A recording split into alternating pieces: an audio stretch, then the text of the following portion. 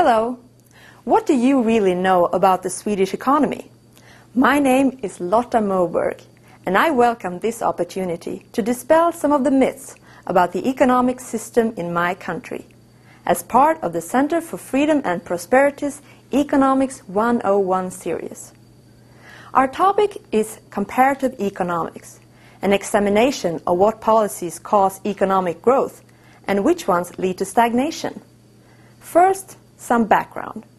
Sweden has not always been the country of the welfare state and high tax rates. My country became rich many decades ago when we embraced the principles of the free market. The golden age of economic growth in Sweden began around 1870 and lasted about 100 years.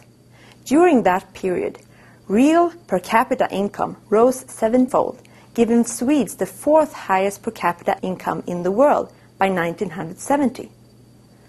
How did we become rich?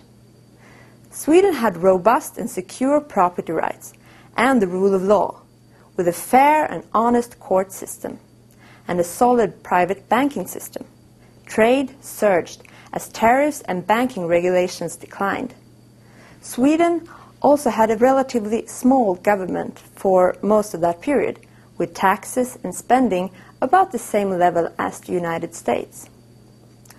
But in the 1970s, things began to go wrong, and the Swedish economy began to lag other rich nations. The government gave subsidies to industries in trouble, instead of letting inefficient companies fail and leave room for new and more productive ones. Taxes were sharply increased.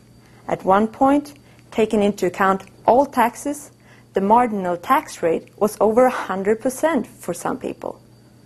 All of the new subsidies and benefits resulted in the public sector consuming an even larger share of national output. The 70s was also the decade of new regulations on the labor market, with more protection of workers and more obligations for employers toward employees. The Swedish currency, the krona, was devalued several times in an attempt to boost export industries. This is a bit like peeing in your pants. It's first all warm, but will soon turn cold for a long period ahead.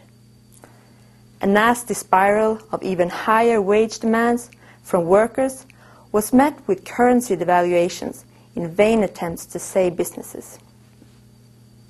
The unpredictability in the economy continued in the 80s, with devaluations combined with expansive fiscal policies, until the country plunged into a crisis in the beginning of the 90s.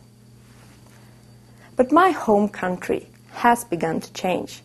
We have privatized many of our state-owned firms, liberalized the credit market, deregulated international currency transactions, and lowered the marginal income tax rate.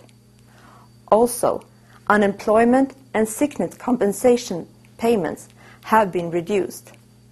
We have reformed the school and healthcare systems and brought in private incentives. Sweden is more of a market economy today, with fewer unpredictable government interventions. There is still much to do in Sweden. More tax and spending reforms are needed. Rent controls and labor market regulations are still too onerous. But we are moving in the right direction with some good free market policies.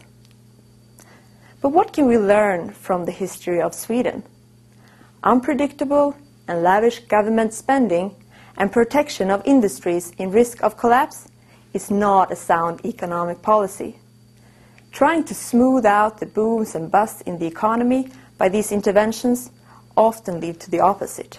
Trade restrictions and tariffs impede economic growth, and it does not help your economy to protect favored industries from the outside world. Also, heavy labor market regulations ultimately reduce job opportunities, which hurts the unemployed. Thank you for listening. This is Lotta Moberg for the Center for Freedom and Prosperity.